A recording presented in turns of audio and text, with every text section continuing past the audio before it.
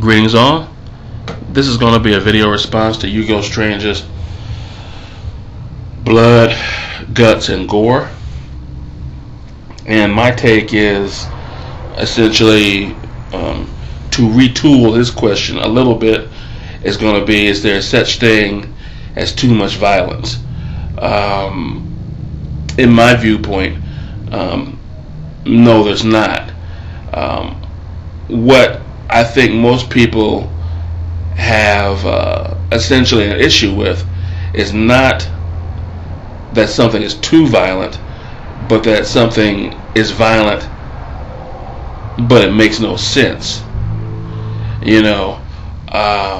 I've never been one to shriek away from blood and guts. I've never been one to shriek away from an entrail being pulled out, from a jaw being dislodged, from an eye being knocked out. The level of brutality that one fictitious character can inflict upon another fictitious character is not something that, quite frankly, is not something that unnerves me.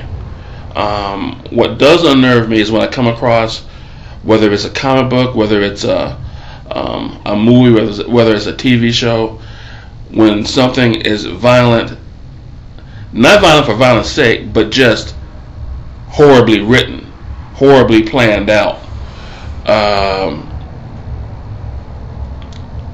If you center in on the movie industry, there's Quentin Tarantino, and then there's a lot of people that try to be Quentin Tarantino.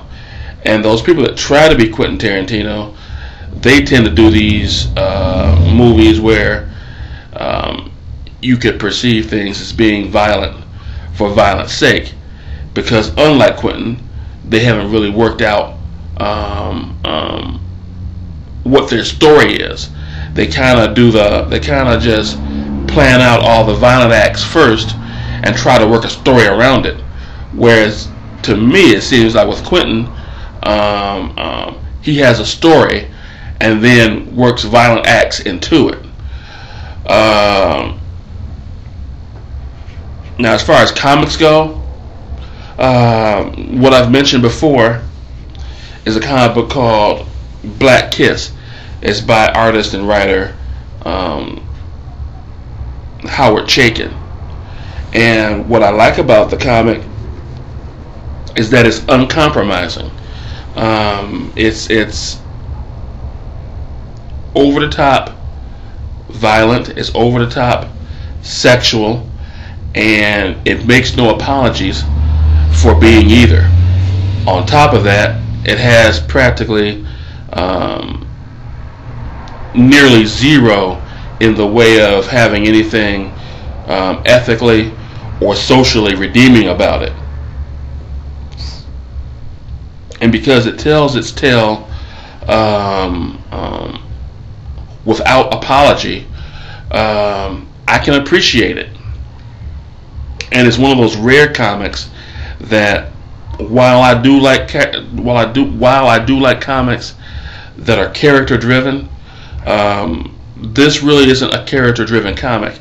It's one of those things where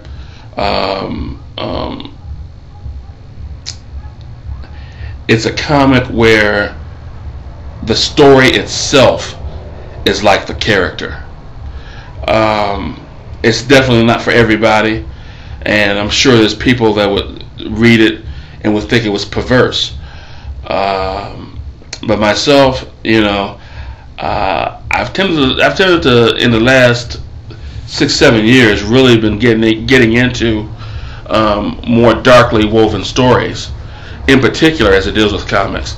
And as I've mentioned in other videos, where you have books like Absolution and Black Kiss, as I mentioned earlier, and Black Summer, and probably any number of works by Garth Ennis or Warren Ellis or whom have you.